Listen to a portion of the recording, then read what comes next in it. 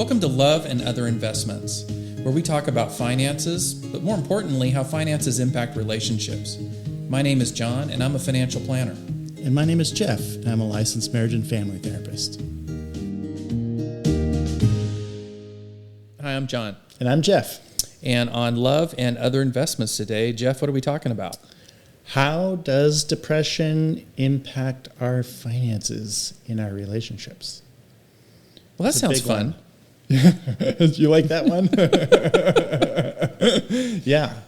So what kind of, depression's a big word.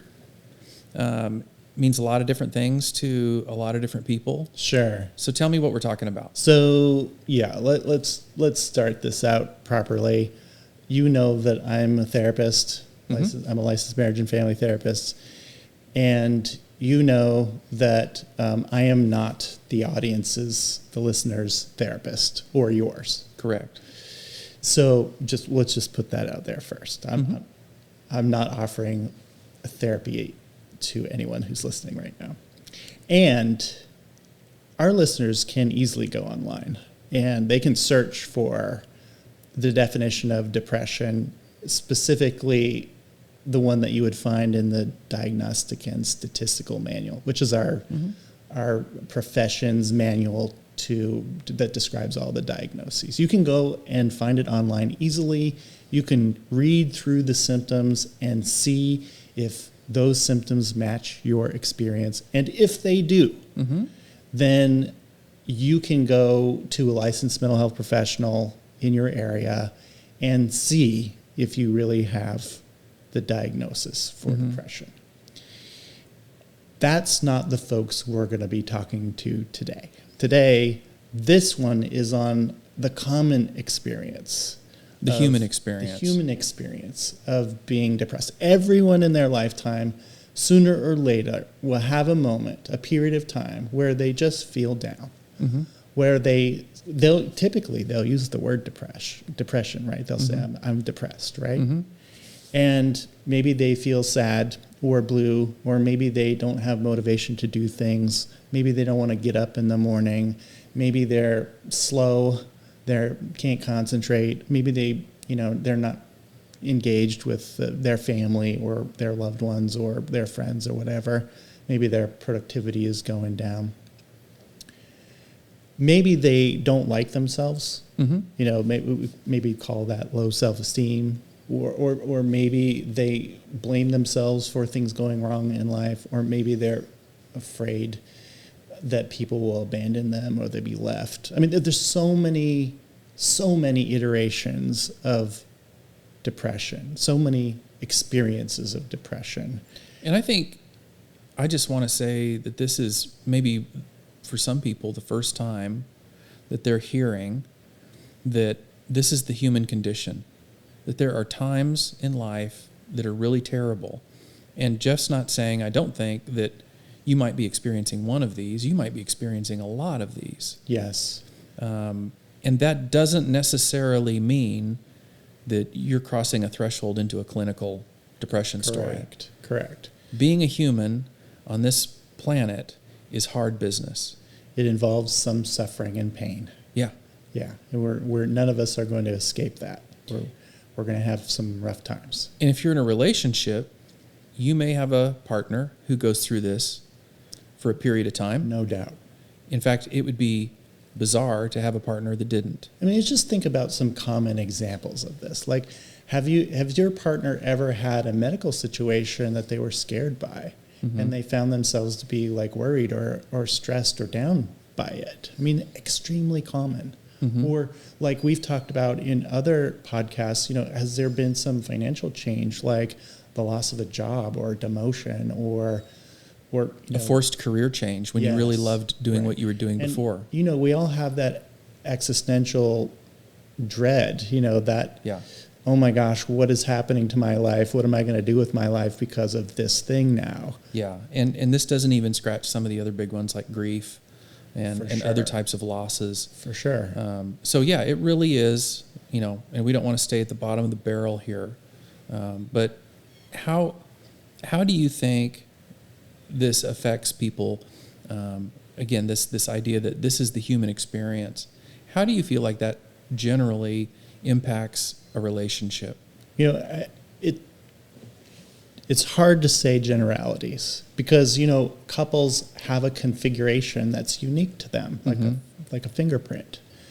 And so each couple has their own way in which they experience the other person in that relationship. But I would imagine that there are some things that happen commonly, which is you see the other one not being as interactive, the one who's feeling down. Not being as interactive. Maybe they're not as present, or they seem off their game, or maybe they're complaining about something going wrong at work or with their friends, or in spaces where they enjoy things like hobbies or sports or music or whatever. You start to see them making complaints or that they don't normally make, like maybe they're irritable more, or maybe they just seem like they are not engaged with you, like what before seemed like really a lot of fun doesn't seem like fun anymore, and they're just not down to have fun together anymore. It seems like that's a recipe for a lot of fear in a relationship. What does this mean?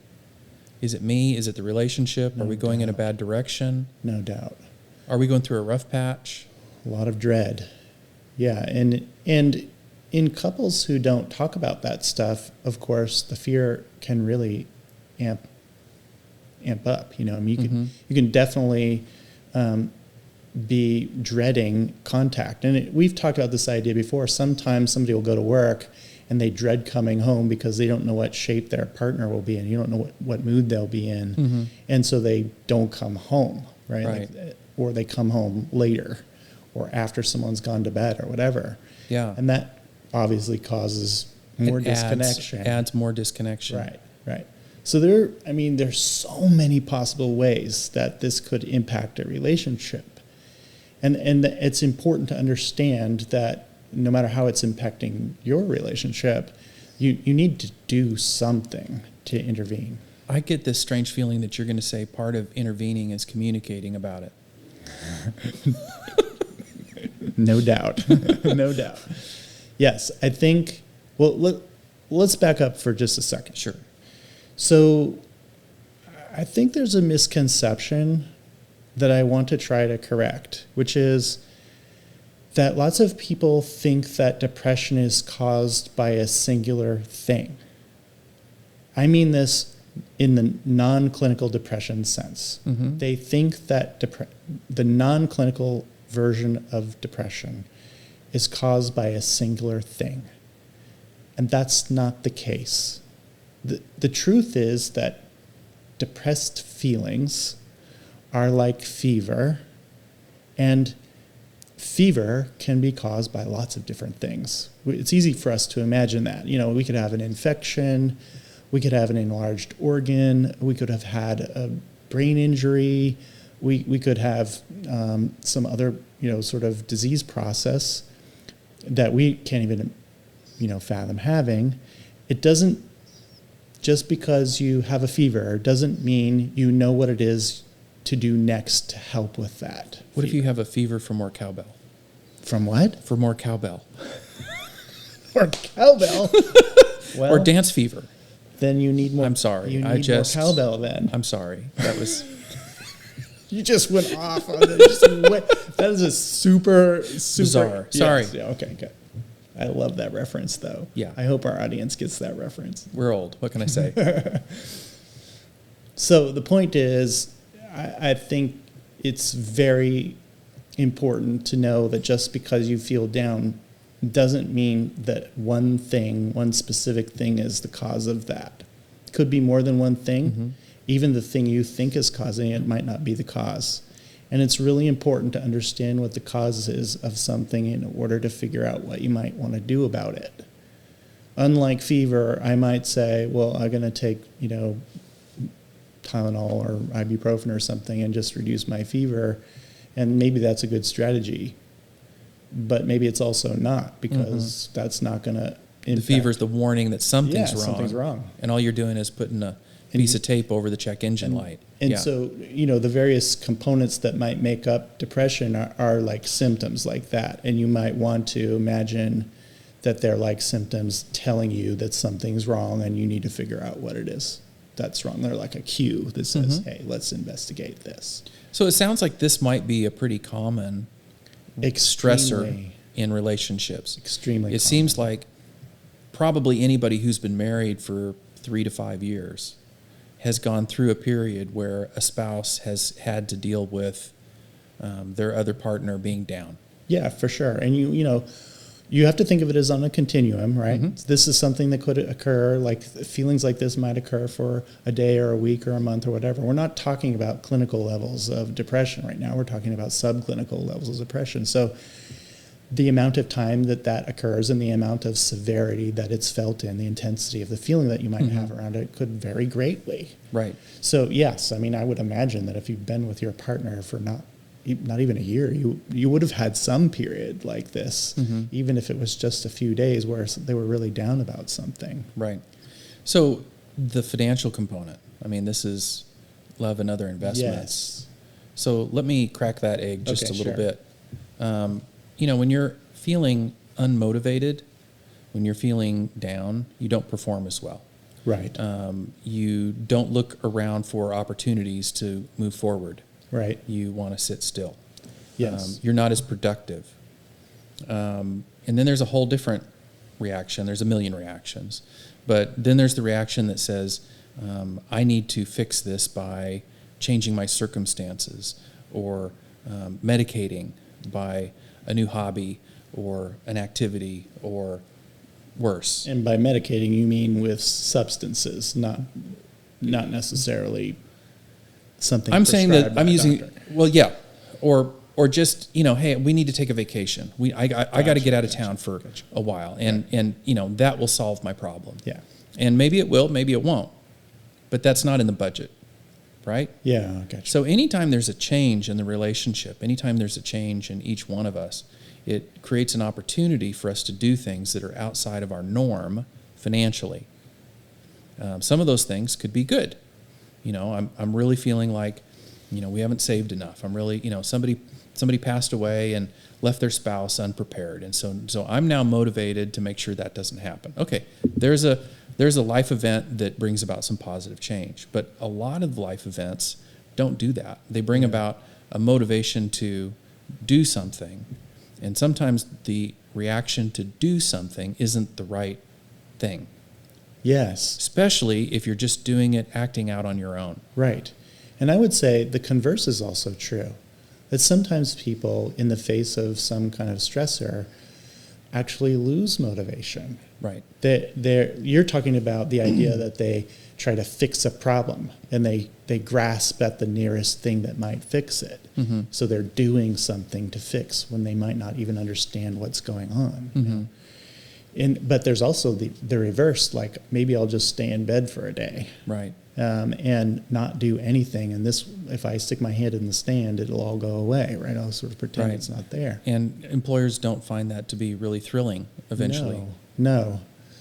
Correct. Yeah. And eventually, if that goes on too long, obviously that could impact a couple's own way of thinking about money. For instance, one of the things that we talk about constantly is trying to be on the same team. Mm-hmm. But if one person in the team is down because they're hurting, they're in some pain or they're suffering somehow, what motivation do they really have to sit down and talk about the dollars today? Right. Right. So if you talk with your partner once a month or once a week or whatever your time is about finding your financial location, finding how your dollars are working right now today, and one person just doesn't have the motivation to get up and just kind of checks out. Yeah, they just check out. Then that's a problem for how you're going to move forward as a team.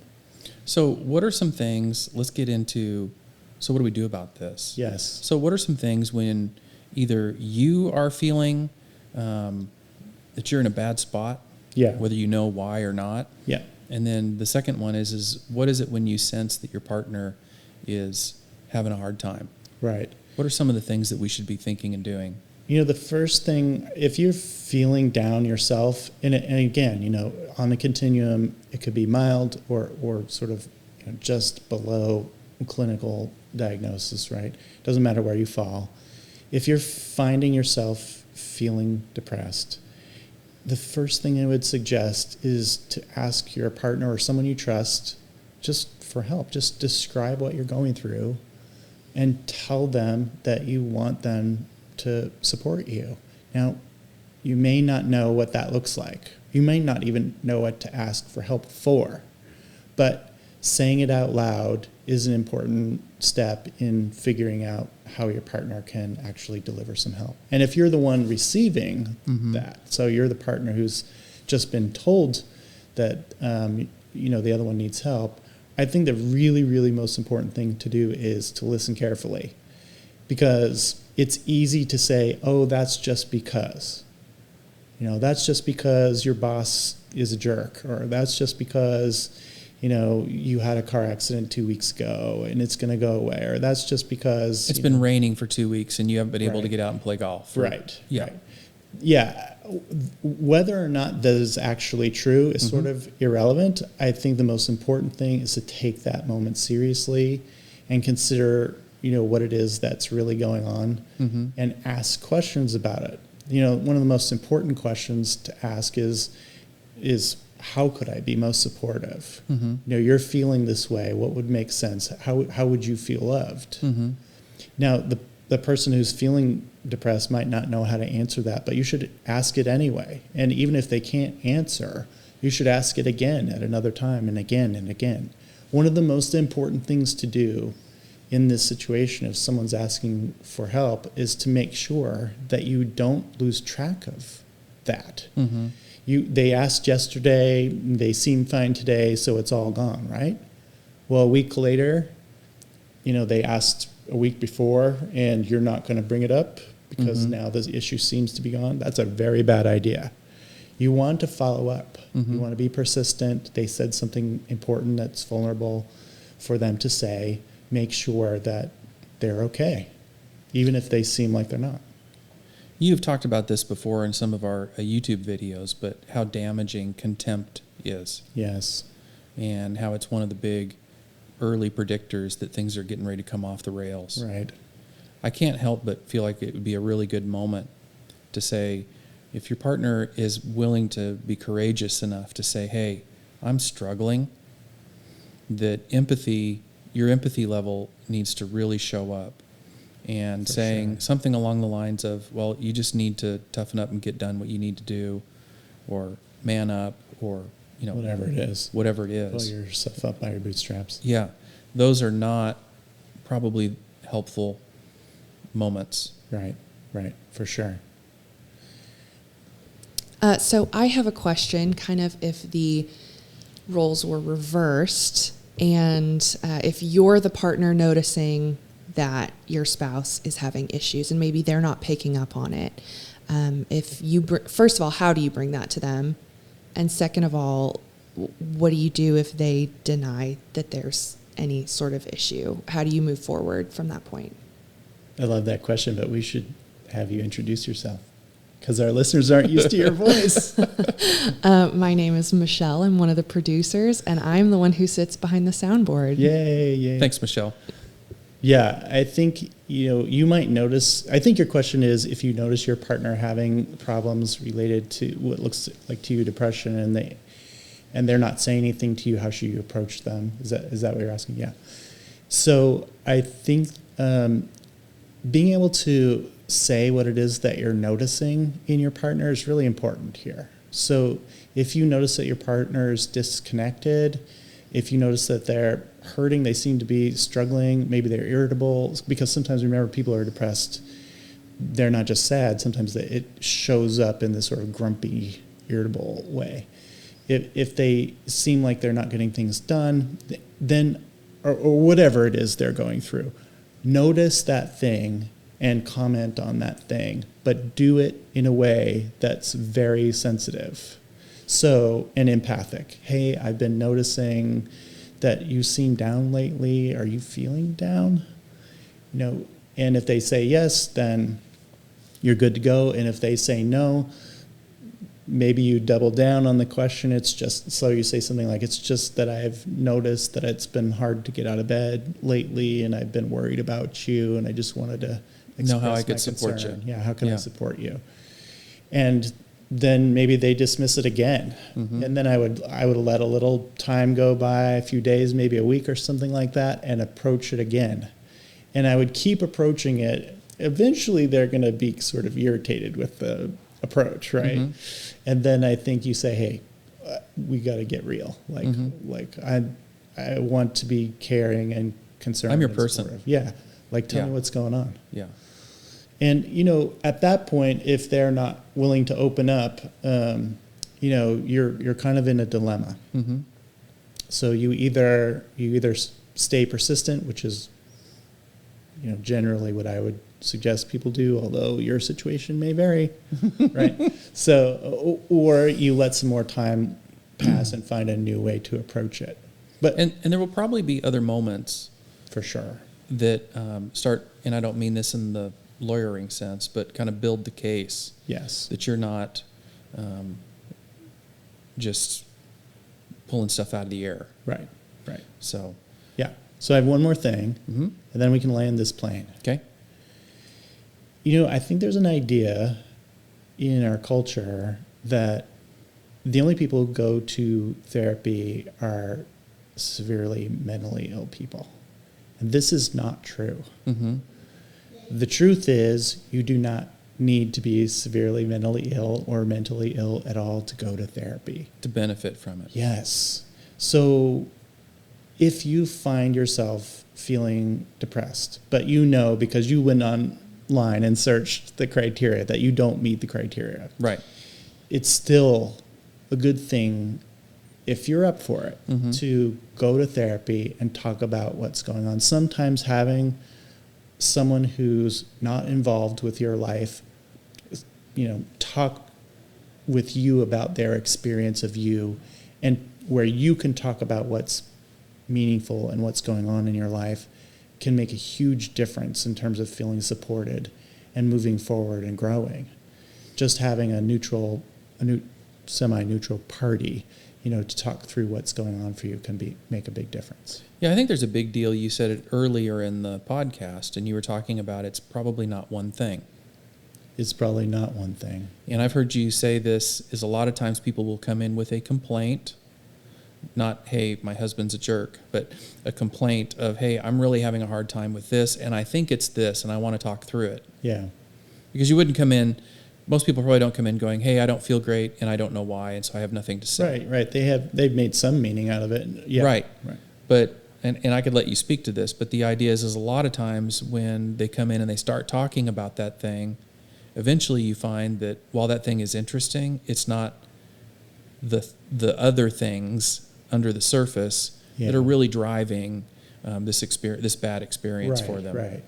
We all tend to find a way to understand what's going on for us that is not necessarily revealing all of the causes of what's going on for us. In other words, there tends to be something hidden to us in terms of what's causing our dilemmas. And so having someone else put eyes on the situation can help to uncover what it is that's been hidden and therefore sort of get to the root of the problems. Hey, thanks for listening. Please leave us a review and follow us so you don't miss an episode. If you'd like to learn more about us, please visit relational-media.com.